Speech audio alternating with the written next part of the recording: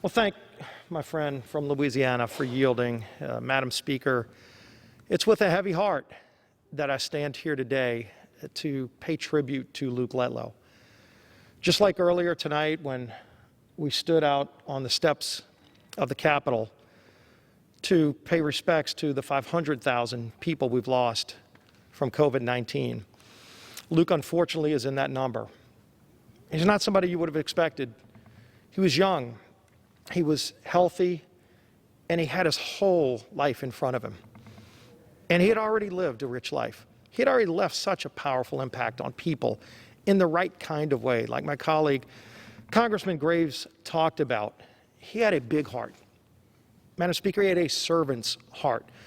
Luke was the kind of person that you want to get into public service, to do it for the right reasons, to actually believe in something and want to make people's lives better.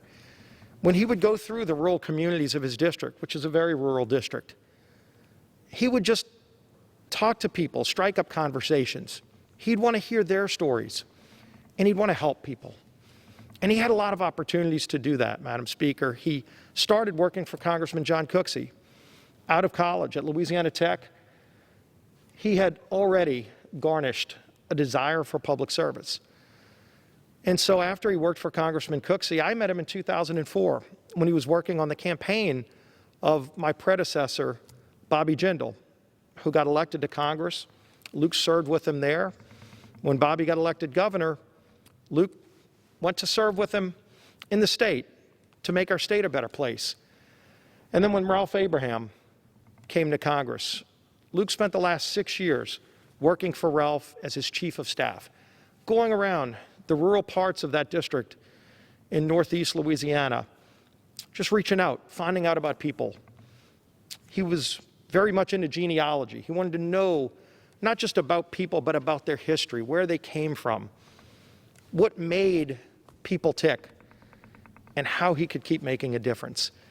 And then ultimately, when Ralph retired, Luke made that decision to run. And he didn't make that decision alone. His lovely wife, Julia, was all in.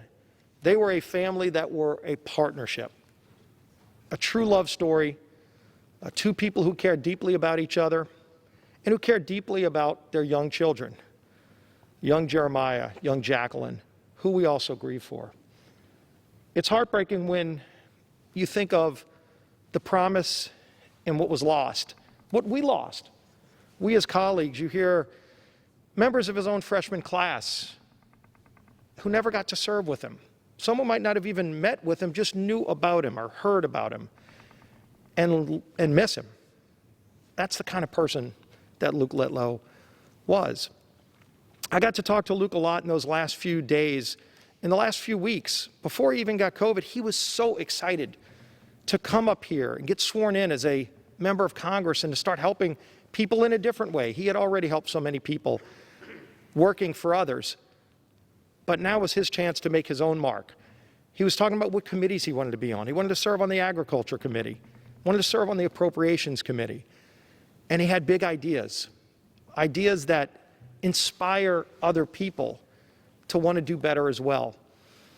And so, Madam Speaker, when we remember Luke Letlow, it's that big smile that Luke had. It's that servant's heart, the heart of a person who cares about other people and wanted to make a difference for all the right reasons. Thank God we still have people like Luke Letlow who care enough to want to get into public service for the right reasons. It's sad that we didn't get that opportunity to serve with him. I so looked forward to serving with him as a colleague in the Louisiana delegation. He was only 5 days away from getting sworn in when we lost him. So, Madam Speaker, as we remember the life of Luke Letlow, I know he's up in heaven looking down. He was a man of deep, deep faith, and that faith carried him and his family through those difficulties in the last few days when he was struggling and fighting for his life.